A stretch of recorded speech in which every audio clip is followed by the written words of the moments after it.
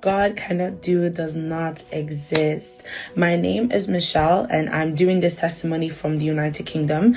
This testimony is actually on behalf of my mother. She was meant to sit this testimony, but she got quite emotional, so I'm sitting in for her. From 2020, my brother went for an eye test, and they found out that he had a swelling at the back of his eyes and that he would need emergency surgery, which was then carried out. They said that what caused the swelling was a case called hydrocephalus, and after they had done the surgery for him, everything was fine after then, and he was acting as normal. We didn't think anything of it. So coming now 2023 December, he started complaining again. So we took him to the A&E twice, and they said that they couldn't find anything and they didn't really know what was wrong. So then we decided to take him back to the hospital where he first had his surgery back in 2020, which they believe that the shunt in which they put in his brain to help the flow of the fluid was blocked, and they decided to reverse it. And once they had done this, we stayed in the they stayed in the hospital overnight and then came back home. That very day, the next day, Papa declared that on the 17th of January, no mother will lose their first son. I don't know what is going on with your first son, but hear me as I hear the Lord. He will not die. He will not die. I don't know what is going on with his health. I don't know what is going on with his health, but hear me as I hear the Lord. He will not die. And my mother said amen. The following day, she got a bit worried as he had not messaged her, he had not called her back. So she had called me to call one of his friends to speak to him and just for him to go and visit him at the hostel just to make sure that he was okay. As I spoke to one of his friend actually let me know that my brother had not come for the exam that he had gone back to university for, so that he was going to make his way to the hostel to check up on him and make sure that he was okay. On arrival to the hostel, he found out that my brother's room door had been opened, but he was not in the room. As he was about to leave, one of his flatmates came to him and told him that unfortunately my brother had collapsed in the kitchen and he found him, and that they had to rush him down to the hospital, which I then informed my mother, and she made her way down to the hospital. On her arrival to the hospital, they told her that they would have to take him back into surgery but transfer him to the hospital in which he had done the first surgery that he had back in 2020, since his ventricles had enlarged. So they took him back because the fluid had begun to build up in the brain again. And when they got there, they took him for another surgery, and this time decided to take off everything. So the shunt, they wanted to take everything off just in case they were missing something out. They then ended up putting an outer drain, where they can manually drain the fluid out. And during that January, Papa mentioned on the 9th and on the 23rd that God is reversing hydrocephalus. Hydrocephalus, the Lord is reversing it. The Lord is reversing it. And my mother said amen. One night, my brother must have been coughing, and as he was coughing, he stopped talking and his breathing became abnormal. So the nurses called the doctors, and the doctors called other doctors, and then things ended up coming out of control. And in less than 2 minutes, a flood of doctors came rushing into the room trying to save my brother, and they managed to stabilize him. And she was told that they were going to take him for an MRI scan, and from there to the ICU. As he was going there, they told her that he had a blood clot in his chest and that she has to prepare for the worst, that not many people make it. But she looked at the doctors and said that my son is exempted, for what God cannot do does not exist. He looked at her and said, I just have to let you know.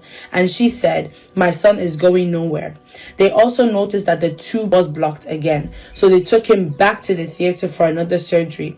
Another one after another, and it got blocked again. They kept taking him in and out of the theater. During the week of above my expectation, Papa said, God is doing that surgery by himself. This might not be for everyone, but the person is for. Hear the word of the Lord. The Lord has done the surgery. The Lord has done the surgery. And she said amen. That night she slept off and she had a dream. And in the dream, they had brought my brother to her, and they had cut the middle of his head where they had done the surgery.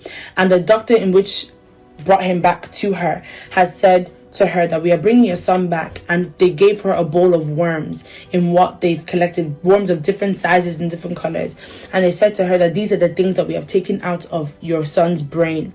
And he ended up looking like someone, his face was swollen, looking like someone who had actually gone through surgery. She then woke up from the dream, and at this point, my brother had already been in and out of theater 5 times. They then tried to take him in for the 6th surgery to take out the tube, as there was no more blockage in the brain. So while all this was going on, doctors will come to her with several negative reports in which they weren't even 100% sure themselves. They were just assuming. So when my brother was finally out of the ICU, they brought him to the main ward, and they had a meeting with my mom. They said that there is a possible chance that it might take 1 year for my brother to recover, and even if he does, he may have a disability. They said the reason they even called for the meeting in the first place is to let me know that they were going to take out the NG tube from his nose and put a feeding tube in his stomach, and it might be for a long term or short term due to the fact that they were going to take him into the rehabilitation center. She looked at them and said to them that it will not happen. God has given him a mouth, and he will not create another one for him. And besides, her son is not going for rehabilitation. He walked into this hospital with his legs, and he will use these same legs to walk out. They looked at her and said, "We admire your faith, but this thing will happen." She said, "Let's see what God can do, because what God cannot do does not exist." Papa, the following day you said, "You have boasted with the name of God. You will not bow your head in shame." I say, you have boasted with a rock. You will not bow your head down in shame. And she shouted, "Amen." They had waited for her to go and had waited for her to sign the papers so they can go ahead with the procedure, but she refused. And the doctor said that since she will not sign the papers, that and she doesn't want it to take place, that they would do it themselves.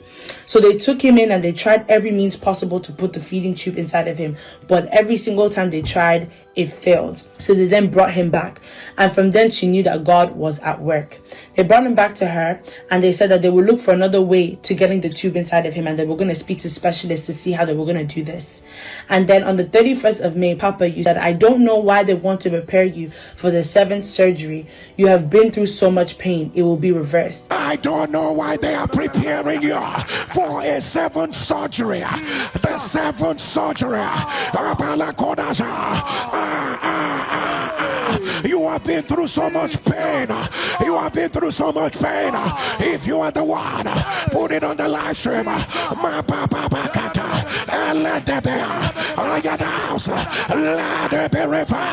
When the surgeon came in, he went through my brother's file, and he said that my brother had gone through so much, and that they were going to cancel the surgery as a whole. Moving on, due to the tubes that was in his mouth, his tongue was consistently out, and she had believed that the tube had affected his tongue, and he was unable to bring his tongue out or even control food that was put into his mouth. On the 13th of June, Papa, you said, "Paralysis of the tongue be reversed." Paralysis of the tongue, let it be reversed. And she claimed it. After that declaration, my brother was able to stick out his tongue. He tried him with yogurt, and he took it. And mind you, they said that even if he does start eating, he won't be able to take enough that will sustain him. I told them that once my son starts to eat, you will beg him to stop. And this is what happened. He added 8 kg in a week, which the dietitian said was not possible. She came back several days later to weigh him, and the second time my brother had weighed 11 kg, and after that they took the ND tube out of his nose. It was only his eyes that were moving. Every other part of his body was dormant. And on June 12th, Papa said, "You are watching me from the hospital. It has been months on end, in and out of the hospital and the ICU. Today, let it come to an end." And after that, my brother began to speak. Even though they said due to the damage in his brain, it would take a long time for him to speak. I told them who the great physician is, and they said, I don't understand what they are saying. But everything they said my brother can't do, he started doing. At the end of the day, my brother walked out of the hospital with his 2 legs better than ever before. The doctors looked at my brother and said, "This is a miracle." After 7 months of being in the hospital, God did what no man can do. I, on behalf of my mother, have come to testify and say thank you so much, Pastor Jerry. You are truly a blessing to this generation. We do not know where we will be without you. We say thank you for answering the call of God. Thank you for truly what God cannot do.